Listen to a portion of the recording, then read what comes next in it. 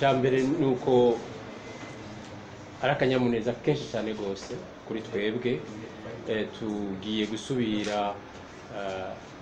gukora hama imyaka 5 yari iheze ni myinshi ariko ntacu kwihangana baravuga yuko kenshi bitanga ibintu byiza. Icya mbere rero nutangura gushimira umukuru w'igihugu wenyene yatahuye yuko amaradiyo nubwo yoba yaragize ikosi canke ririya takihano cuko yugagwa burundu canke asamburwa gitegekanijwe. Icya kabiri ni gushimira ubugwego sense kubera ko mu ndwi zitatu umukuru w'igihugu asavye ko hoba ibiganiro ibihano bigahagarikwa. Mu ndwi zitatu ubugwego sense rwashitse ku kintu kiboneka cyane gose. Ikindi ni ugushimira cyane gose abanyagihugu bose batwihanganiye numva batukivugana batakaje ibiganiro byacu natwe turabatakaza ariko n'akanyamuneza kenshi ko tugiye gusubira kuza turahurira muri ivyo biganiro tubasanga iyo bari kuri terrain n'ibindi.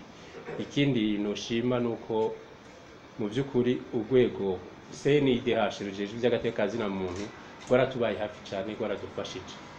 Ikindi noshima ugushimira abamenyesha makuru bose muri rusangi nabo baratubaye hafi.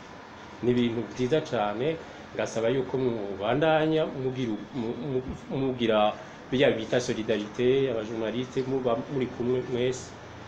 Ni akanyamuneza sinumva nta majambo menshi numva nuvuga nakanyamuneza kenshi cyane gose kuri twebwe kuri mwebwe ku banyagihugu na cyane cyane no ku mukuru w'igihugu yabonye yuko abantu barenganijwe bategerezwa kurenganurwa kandi aravyerekanye ko aje abishira mu ngiro. Nico kintu gikomeye twoshikiriza kuri no munsi. Ikindi kibazo tugiye guhangana naco kibazo c'uburyo kibazo c'ivyuma bimaze imyaka 5 bimwe byarasambuwe ibindi naho bitasambuwe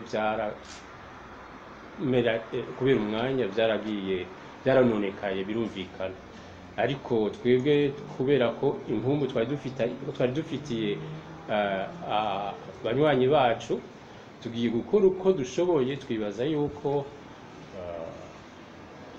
mu bisanzwe sense yaduhaye ukwezi ko twoba twatanguye gukora ariko twe tuzogerageza n'imbere y'uko kwezi tuzobe twasubiye guhura n'abanywanyi bacu.